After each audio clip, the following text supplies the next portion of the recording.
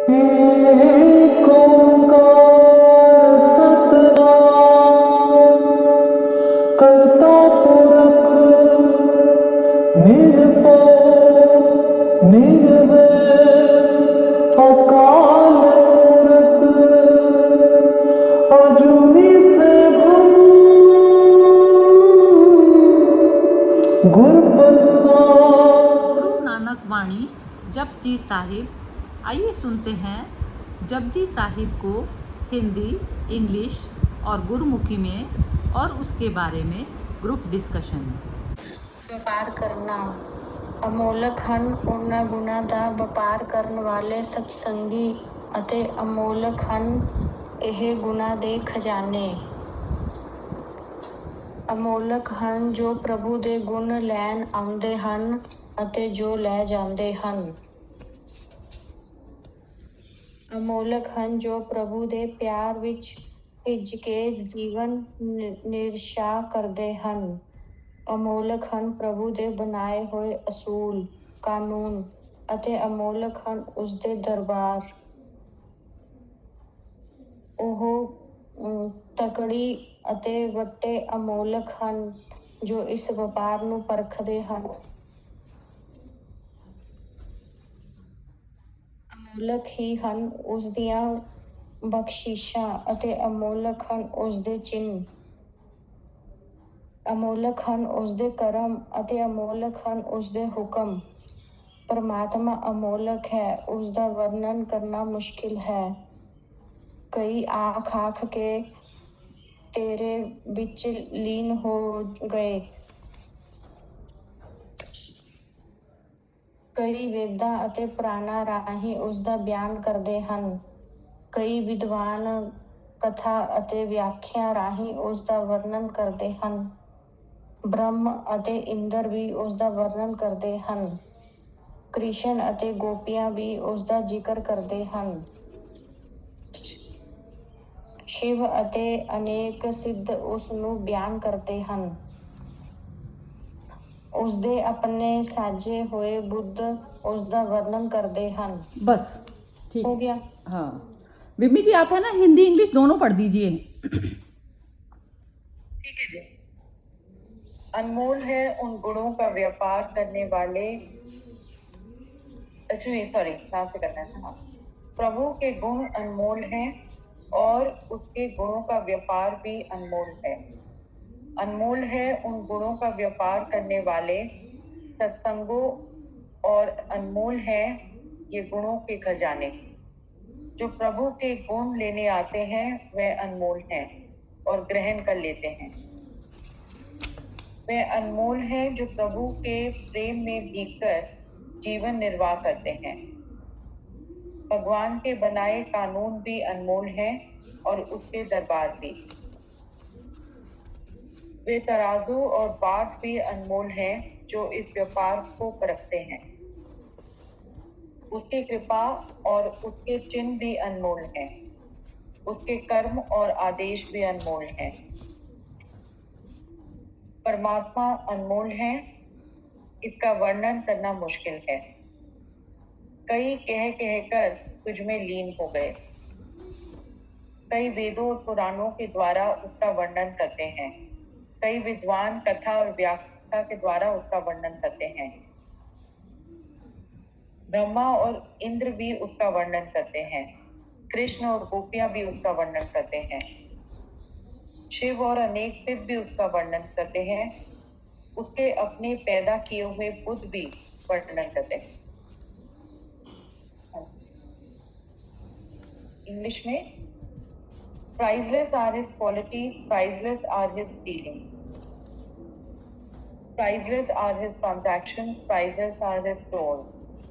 Priceless and gifted are his customers, whose dealings with him are invaluable. They get in turn priceless love and lifelong association with him. Priceless are his divine laws, and priceless is his court of justice. Priceless are his scales, and fully approved are his weights. Priceless are his blessings, priceless are his marks of acceptance. Priceless are his doings, priceless are his verdicts. His priceless assets are invaluable and beyond description. By describing them, one will remain engrossed throughout. The Vedas and Puranas are composed to describe him. The learned scholars give lectures and discourses to describe him. Brahma and Indra depict him. Krishna and his gopis also describe him. Shiv and Siddha depict him. And Buddha, who is his own creation, describes him. हाँ जी, explain करो विमी जी आप ही।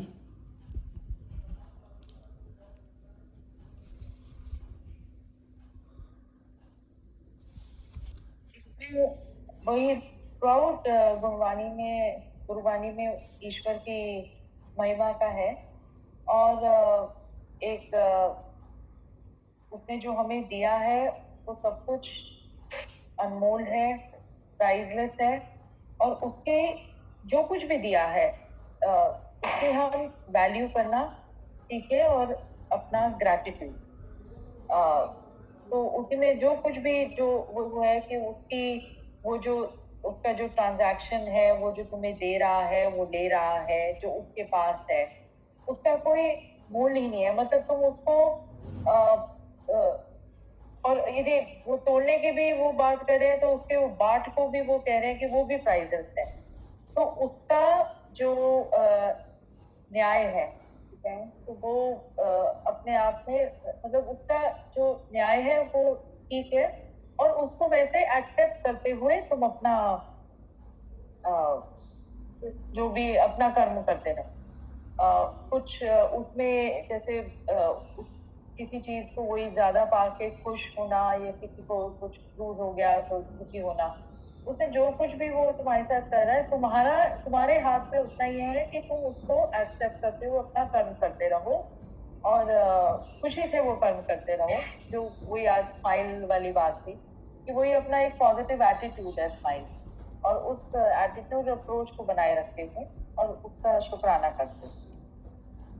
और जहाँ पर आगे जाके जहाँ वो जितने भी हम अवतार हैं, चाहे बुद्ध हैं, चाहे जिनको हम अपने से मतलब नॉर्मल ह्यूमन बीइंग से थोड़ा सा ऊपर मानते हैं, वो लोग भी उनका जिक्र करते हुए, चाहे कृष्ण का शिव का कहा है, वेद पुराण सभी ने जब वो कहा है are compose to describe him, तो सभी ने उनको भी जब डिस्क्राइब किया, Brahma and Indra depict him, तो ये सब जो भी है इनका भी जब उनको है वो ये जो सभी अवतार हैं वो उसी क्या कहते हैं उसी निर्माता के, उसी क्रिएटर के डिपिक्शन है। और उनकी जिंदगी से, जैसे वो कह रहे हैं कि उनकी जिंदगी से सीखो कि उनके भी जीवन में कष्ट आए, कृष्ण के जीवन में भी कष्ट आए, किसी भी मतलब जो भी अवतार है उनका भी जीवन वो था, पर किस तरह से वो उसको सेल थ्रू कर गए, चाहे वही वो एक पॉजिटिव एटीट्यूड के साथ, उस स्माइल के साथ। तो मेरे हिसाब से बस ये कहना चाहती हूँ। हाँ ठीक है, बिल्कुल ठीक है, एक्सेप्ट। हाँ अब ये बोलनी है। नीलम जी आप बोल रहे हो, बोलो। मोना जी बहुत अच्छा बोलती हैं, मोना जी बोले उसके बाद चलो ठीक लास्ट है, मोना आप बोलो। मोना समराइज कर देती हैं हर चीज। चलो बहुत बढ़िया। हाँ मोना बोलो। अभी अभी मतलब कोई और बोले फिर बोल पाऊंगी। चलो मैं बोलती हूँ, ठीक है। हाँ जी। अच्छा बेटा मैं हाँ जी, इसमें ये बताया है शुरू में जो 3-4 पेज है, इसमें बताया है कि जो दाता है उसके रिलेटेड जो हर चीज है, जो भी उससे रिलेटेड है, कनेक्टेड है, वो उसका कोई वो अमोल है, उसका कोई मूल्य नहीं है। अनंत जब परमात्मा ही अनंत है तो उससे रिलेटेड चीज का मोल कैसे हम लगा सकते हैं। उसकी क्वालिटीज यानी कि उसके गुण, उसकी जो अमोल भंडार है, वो सब, वो जिस तरह से हमसे डील करता है, वो सब प्रभु के जो गुण हैं वो गिने ही नहीं जा सकते, तो मूल्य क्या लगाओगे उनका। इतने अनमोल हैं कि इतने अगणित हैं प्रभु के गुण, वो अब अनंत अपार हैं, तो फिर मोल क्या लगाएंगे। उसके खजाने हैं, उसके जो पूजा करने वाले लोग हैं जो उसको मानते हैं सत्संगी, वो भी अनमोल हो जाते हैं क्योंकि वो उसके साथ जुड़े हुए हैं। प्रभु के प्रेम में जो भीग कर जीवन निर्वाह करते हैं वो भी अनमोल है। जो रिलेटेड है उससे जो भी है वो सब, उसके कानून, उसका दरबार, उसके तराजू, उसके बाट, उसका मैनेजमेंट का तरीका, सब कुछ ही अनमोल है। और इसके बाद अंत में ये बताया है कि उसकी ब्लेसिंग्स, उसकी जो उसके निशान है, उससे रिलेटेड जो भी निशान है वो सब अनमोल है। और हमको उसको आंख मूंद कर एक्सेप्ट करना है कि वो है ही है, बस वो है ही है, और कुछ तो सोचना ही नहीं है। उसका जो दरबार है, उसके जो हुक्म है, वो सब है। और ये लोग पढ़ते हैं और पढ़ते पढ़ते हो जाते हैं। जो इस कोशिश में पढ़ते हैं उनके गुणों को, या उनके गुणों को डिस्क्राइब करने की कोशिश करते हैं, वो उसमें ही खो जाते हैं। उसके जो नियामतें हैं, असेट्स, मतलब उसने जो हमको नियामतें दी हैं वो बियॉन्ड डिस्क्रिप्शन है। उनको बताया अनंत ही है। अनंत एक वर्ड आ गया तो सब कुछ ही आ गया उसके बाद। फिर उसमें आखिर में ये बताया, वेदों पुराणों में शिव जी, देन ब्रह्मा, इंद्र, कृष्णा, गोपीज, और उसके जो स्कॉलर, उसके जो शिष्य हैं जो उसको मानते हैं, वो सत्संग करते हैं, वो डिस्कशन करते हैं, ये सब उसको मानते हैं। और शिवा और सिद्धा, और साथ में लास्ट में बताया है जो बुद्धा उनके द्वारा क्रिएट करे गए हैं वो भी उसका बुद्धा है। तो समरी में ये है कि वो अनंत है, और जो जिनको हम पूजा करते हैं वो भी उनको मानते हैं। तो हमको अनंत के आगे बस हाथ जोड़ देना और उसमें मार जोड़ देना, कुछ करना ही। जय श्री कृष्ण। हाँ बढ़िया, बहुत सुंदर बोला आपने। चलिए मोना बोलो।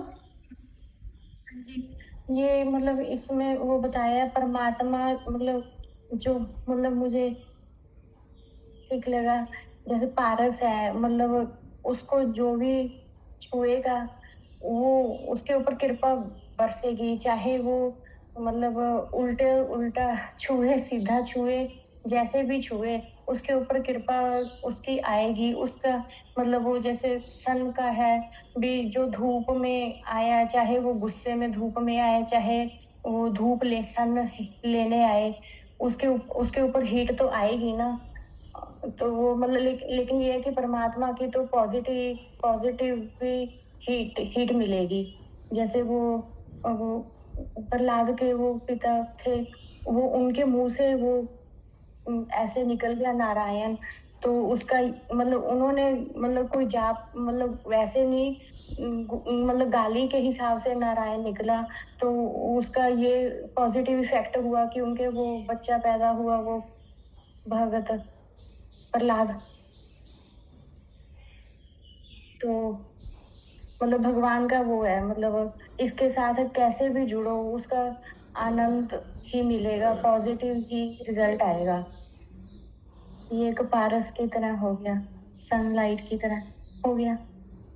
हाँ ठीक है, बिल्कुल बढ़िया बोला। मतलब जिस उस पर रहते हो तो उसका प्रभाव आएगा ही आएगा। ठीक है बिल्कुल। हाँ जी, जी, अनामिका हाँ जी जी। बोलो, आप बोलो। हाँ, अच्छा बिम्मी बोल रही है, नहीं बिम्मी बोलो अच्छा, बोलो बोलो बोलो।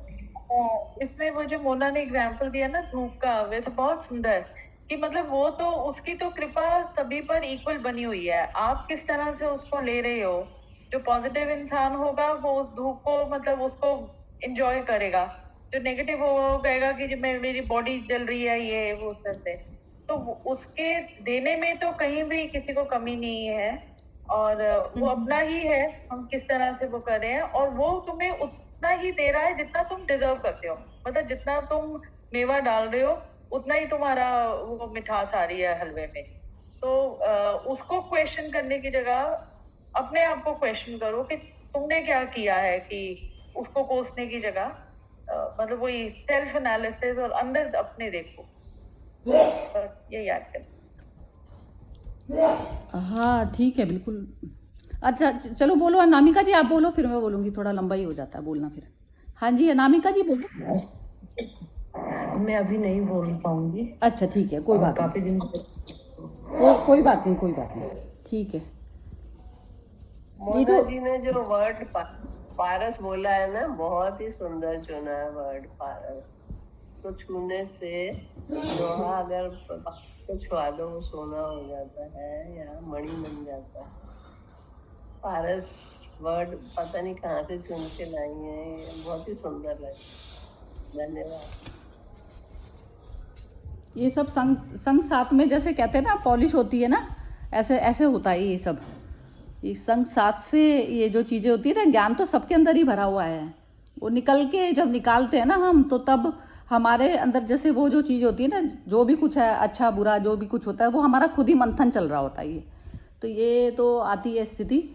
और ये जो दूसरा जो बीबी जी आपने जैसे ये भेजा जो आज का, तो उसमें वही हो गया, आपने खैर खुद ही एक्सेप्ट कर लिया था वो चीज़ कि लास्ट में जो आपने एक्सेप्ट किया कि जैसे जो भी चीज़ें हैं हमारी स्थिति, हम जो भी एक्सेप्टेंस जब हमारे अंदर हर क्षण हो जाती है, तो हम जो जैसी चीज़ आती है बाहर से, प्रकृति जैसा भी दृश्य हमारे को देखती है, हम उसको डील करने के लिए तैयार हो जाते हैं। तो वो स्माइल खोने का नहीं, स्माइल तो खोती नहीं फिर उसकी, क्योंकि वो डील ही कर रहा होता है सिचुएशन से। अब इसके ये जो सारे, ये जो आज का जो सारे ये जो दो इनके वो हैं जपजी वाणी के, तो इसमें जैसे ये बताया है कि एक संवेदनशील फूल है, जो गुलाब है जिस पे ज़्यादा तेज धूप का भी असर आएगा, वो भी आएगा, और वो कांटे उसके ज़बरदस्त कांटे होते हैं कि आप तोड़ोगे तो पहले कांटों से होके गुजरना पड़ेगा।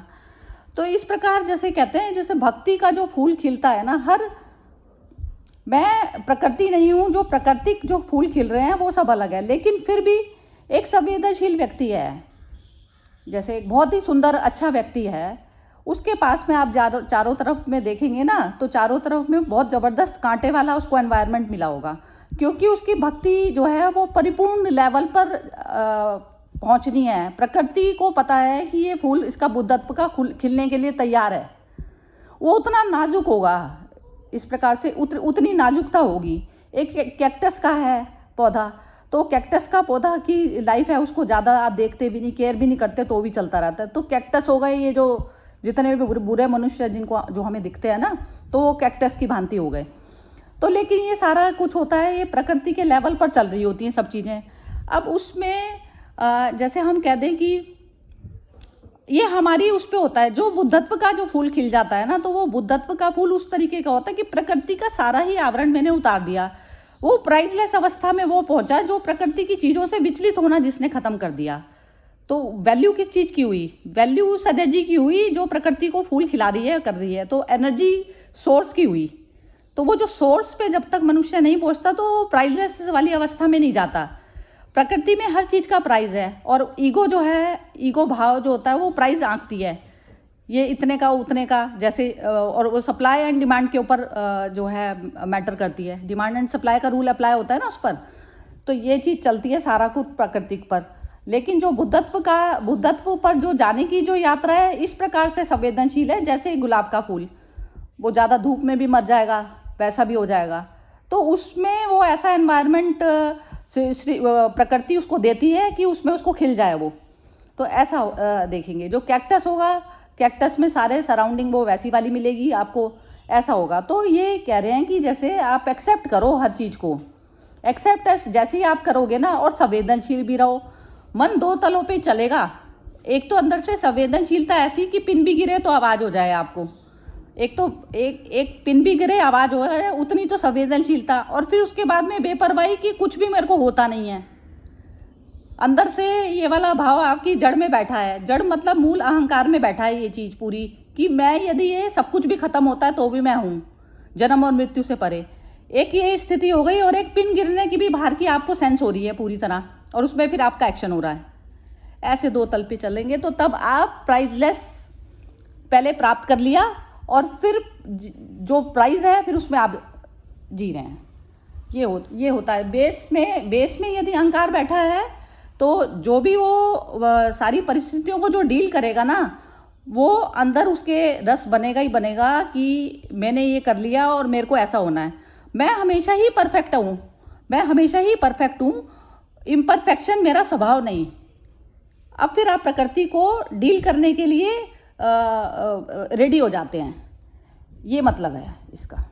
ये जो है, ये सारे दोहों का ये मतलब है कि वो खजाना हमारे अंदर ही छिपा पड़ा है। हम खजाना मतलब हो गया जो जन्म और मृत्यु से परे वाली अवस्था हो गई, उसको खजाना कहा जाता है। तो सब भूतों में जितनी भी सृष्टि है, सृष्टि जो दिखाई देती है हमें, सब में वही एनर्जी जो है वो चल रही है। अब अहंकार भाव जो है वो जो है, ये सारा जो अहंकार भाव है वो हमारा जो है उसका कारण बनता है। तो वो जो मन की जो स्थिति है, ब्रह्मा विष्णु महेश कह रहे हैं कि बार बार उसी शांति को गाते हैं। उसी शांति को मन की तीनों अवस्थाओं में आप देखिए, जब विचार है तो विचार ही करते नहीं रह जाओगे आप। विचार को एक एंड करेगा कि विचार खत्म होए तो मैं उसको जो है परफॉर्म करने में तैयार हूँ।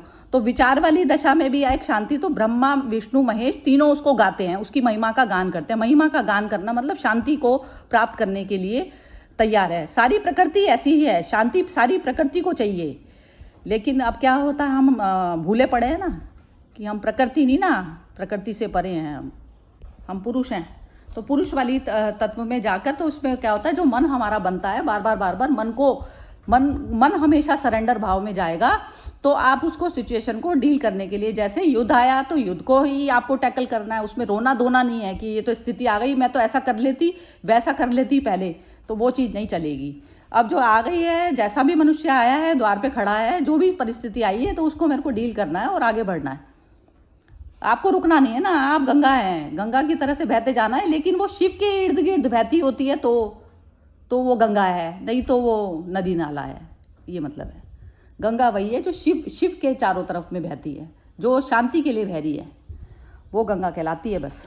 तो उतना प्योर होना है। तो प्योर वाली स्टेज जो आती है, वो अहंकार जो है जब शून्य भाव में बैठता है, मन की शून्यता पर बैठेगा, तो तब उसका चलेगा ये चीज़ सिस्टम। हाँ जी, तो यही है कि जैसे चारों तरफ में हमें बुरे भी दिखाई देते हैं ना, जैसे मोदी जी के भी आसपास हमें बुरे दिखाई देंगे, कुछ देंगे, तो वो सब होता है, उनका फूल खिलाना है। क्या पता लास्ट बर्थ ही हो, तो लास्ट बर्थ होगा तो वो पूरा फूल अपनी पूरी महकता के साथ में करेगा और ख़त्म हो जाएगा वो चीज़। ऐसे खिलते हैं हमारे। तो ये हर उसका होता है, हर जीव को वहाँ तक पहुँचना है। हाँ जी, चलिए अब शुरू करते हैं दोबारा। क्या, हाँ जी विमी जी आप ही शुरू करिए। क्या बोलना चाहती हैं? हाँ, वही है कि हर स्थिति में एक्सेप्टेंस और अडेप्टेबिलिटी है। और शायद मनुष्य को ही वो क्वालिटी मिली है कि वो अपने आप को उस परिस्थिति के अनुसार ढाल सकता है। नहीं तो यदि वही प्लांट थी, वही जैसे कैक्टस थी, वो है कि वो उस तरह के टेम्परेचर में, उस तरह में जिएगा। उसको आप यदि ठंडे एनवायरनमेंट में रखोगे तो मर जाएगा। स्ट्रॉबेरीज हैं, वो ठंडे एनवायरनमेंट में है, उनको आप यहाँ पर उगाना चाहोगे तो वो नहीं उगेगी। तो जबकि जैसे वो ठीक है, वो भी थोड़ा बहुत अडेप्टेबिलिटी उनकी भी, कि वो उस थोड़े हद तक वो लड़ेंगे उस सिचुएशन से, पर एंड में उनका तो जैसे वो पेरिश ही कर जाएंगे। पर इंसान ही है जो हर स्थिति में अपने आप को ढाल सकता है। तो हमारी वही होनी चाहिए कि परिस्थिति के अनुसार अपने आप को अडेप्ट करना सीखे। पहले तो एक्सेप्ट करना सीखे आपको, और फिर अडेप्ट करने। भागने से, उस परिस्थिति से भागने से तो कुछ नहीं मिलने वाला। आप अपना एक और बर्डन ही चढ़ा के जाओगे। बहुत ही वो भी आपको कौन सा वसंत रहता है, कहते हैं बुद्धत्व के चारों तरफ में वसंत रहता है, परमानेंट वसंत। तो परमानेंट वसंत उसी मनुष्य पे रहता है जिसको अपना ज्ञान हो गया, सेल्फ नॉलेज, आत्मज्ञान वाली अवस्था में ही वसंत रहेगा। तो वो चारों तरफ के जितने भी मौसम आएंगे उस वसंत पे इफेक्ट नहीं डालेंगे, उसका फूल हमेशा ही खिला रहता है। वो वसंत आता है, 12 महीने कहते हैं वसंत खिला रहता है।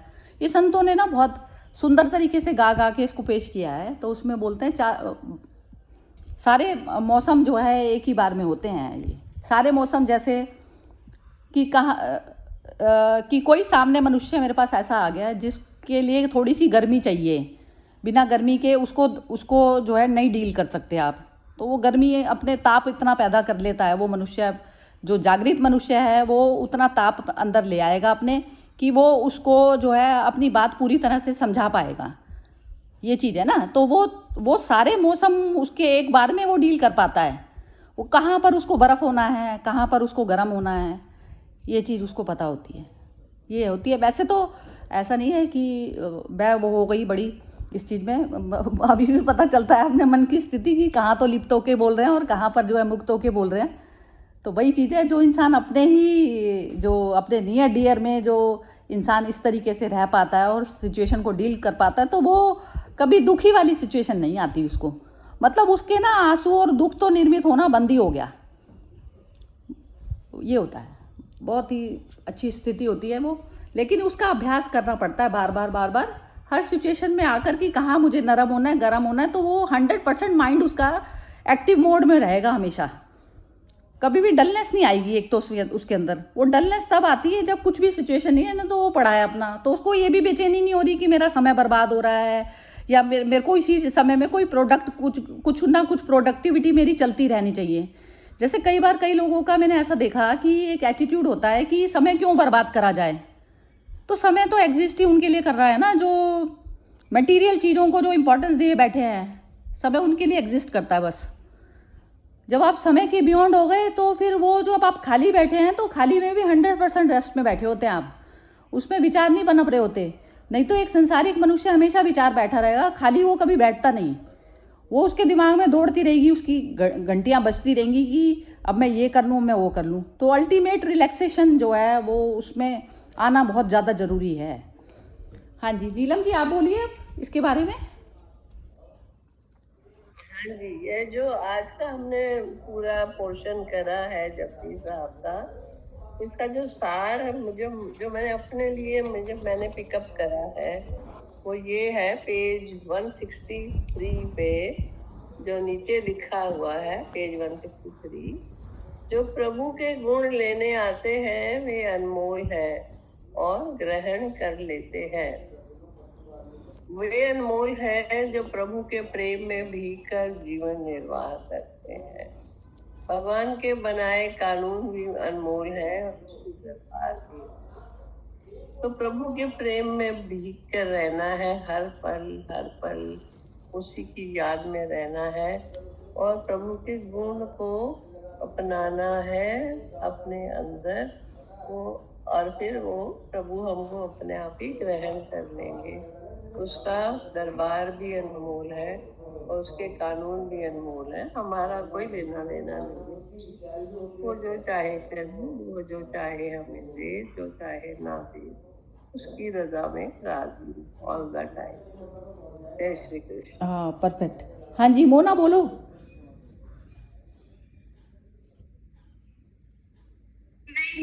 अभी चलो ठीक हो है, गया। बहुत सुंदर बोल चुकी हो तुम तो। खैर चलिए विम्मी जी, ये क्या कहते हैं, आप सुरेश जी से बात कर लीजिएगा सैटरडे के लिए। मैं बात कर लेती हूँ। अच्छा ठीक है, तो फिर कल तो ऑफ रखते हैं, ये ऑफ रखते हैं फिर, ठीक है कल का। ओके। इसमें मैं बस एक लाइन जो नीलम जी ने कहा, यही वाला, ये जो प्रभु के गुण लेने आते हैं वे अनमोल हैं और ग्रहण कर लेते हैं। वो जो लेने आता है उसको भी पहले खाली होना पड़ेगा। आप तभी ग्रहण कर सकते हो जब आप खाली हो।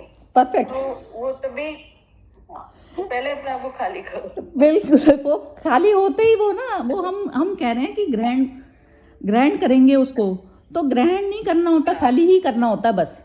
वो ग्रहण तो अपने आप ही हो गया ना खाली होते ही। हाँ, तो वो खाली होना ही मैटर है, बस खाली ही करना है बस। बार बार खाली ही कर, हम ना क्षण में नहीं कर पाते खाली, ये प्रॉब्लम है हमारी। होता तो हर इंसान है खाली, लेकिन है ना वो अपनी पूरी इंद्रियां थका लेगा, अपना माइंड की जब उसकी बिल्कुल पावर खत्म हो जाएगी ना सोचने विचारने की, तब वो थका के मानता है। बस ये है। ज्ञानी और अज्ञानी में सिर्फ इतना फ़र्क है, वो थका लेगा, सारी इंद्रियां थक जाएंगी, उसका शरीर बिल्कुल निढाल होके बैठ जाएगा, डिप्रेशन का मरीज हो जाएगा, फिर उसके बाद में वो एक्सेप्ट करेगा, फिर वो ड्रग्स दे दे के उसको सुलाया जाएगा, वो कहेंगे कि तुम अपना माइंड को शांत कर। ये अवस्थाएं जो है आजकल संसार की ये चल रही हैं, ये कहानी चलती है सबकी आजकल।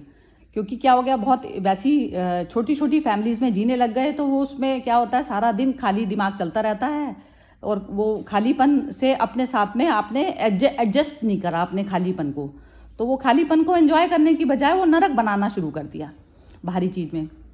खाली वो ना, खाली दिमाग शैतान का घर, वो कर चुकी सारी दुनिया। ये हो गई परेशानी। हाँ जी नीलम जी, आप बोल रहे हो क्या? अनम्यूट किया है आपने। हाँ एक लाइन और बोलूंगी। मेरे को ये लगता है कि जब आपका पॉजिटिव की तरफ ध्यान होगा तो नेगेटिव की तो जगह बचेगी नहीं। आप पॉजिटिव पॉजिटिव करते ही रहेंगे, नेगेटिव जब ना ध्यान जाएगा ना, टाइम बचेगा। मेरी ये पॉलिसी रहती है हर चीज। हाँ, ये कह दो पॉजिटिव, आप उस सेंस में बोल रही हैं, ठीक है बात तो, लेकिन वो जो नेगेटिव को जो नेगेटिव नहीं कहता है तो वो भी तो नहीं होती ना। हम कह रहे हैं पॉजिटिव नेगेटिव भी तो मेरे ही माइंड का क्रिएशन है ना। नेगेटिव आप उस सेंस में कह रही हैं कि कोई गलत चीज़ों को ना लें, लेकिन गलत चीज़ों को जब तक आपने एक्सेप्ट नहीं करा तो आप उसको ट्रीट कैसे करा जाएगा? तो वो तो एक्सेप्टेंस तो वही हो गया, बिम्मी जी का मतलब वही हो गया। खाली बैठे में आपके नेगेटिव और पॉजिटिव आप खुद बनाने वाले हो, ये चीज़ पे आना पड़ेगा, बार बार आना पड़ेगा। क्योंकि जो हम ले लेते हैं ना, जो संसार से ले लेते हैं, वही हमारा बैगेज है। तो जो अभी मॉर्निंग में जो भेजा था, मेरा भी मतलब वही था कहने का कि जो संसार आपसे अलग नहीं है, आप ही संसार हो, आप ही संसार हो। तो वो जो स्माइल जो है हमारी, जब तक आप ही संसार हो तो आपकी स्माइल आपके ऊपर नहीं है, आप संसार ही हो ना। जैसा आपको दिखता है, आपकी स्माइल, आपकी कर्व आपका बदलता जाता है। तो जब तक अपने वही हो गया कि इंडिपेंडेंट में नहीं और जन्म मृत्यु से परे वाली स्टेज में नहीं जाएंगे, तो तब तक वो आएगी नहीं, वो स्माइल तो छीनता ही रहेगा, छीनती रहेगी। क्योंकि आपके थॉट है ना, आप विचार में जा रहे हो, विचार शून्य अवस्था ही उसका नाम है। बार बार वो बैगेज ही सारा करना पड़ता है। नेगेटिव भी क्या, पॉजिटिव भी रख के क्या मिलने वाला है? पॉजिटिव भी रखा हुआ है तो भी आपका अशुद्ध है मन। किसी के पॉजिटिव चीज़ को भी आपने यदि दिमाग में रखा हुआ है तो वो भी अशुद्ध मन हो गया ना। आप पॉजिटिव और वो दूसरा इंसान नेगेटिव हो चुका हो, आपको पता है? नहीं पता होता ना। मैं अभी पॉजिटिव समझ के डील कर रही हूँ कि यहाँ पर 5 बंदों का रिएक्शन मेरे प्रति एक जैसा वैसा वाला आएगा, लेकिन मुझे मनस्थिति तो नहीं पता ना। यदि मेरा माइंड खाली नहीं हुआ तो मैं जो नेगेटिविटी में जो कोई जो कह रहा है, जो सेंटेंस मैं सुन नहीं पाऊंगी, वो मुझे सुनाई ही नहीं देगा। क्योंकि मेरे माइंड में वो उसकी एक इमेज बनी हुई है पॉजिटिव की, वो इमेज सारी इमेज से वैसा होना पड़ेगा, शून्य रहित, शून्य होना पड़ेगा। चलिए ठीक है, खत्म करते हैं। जय श्री कृष्णा।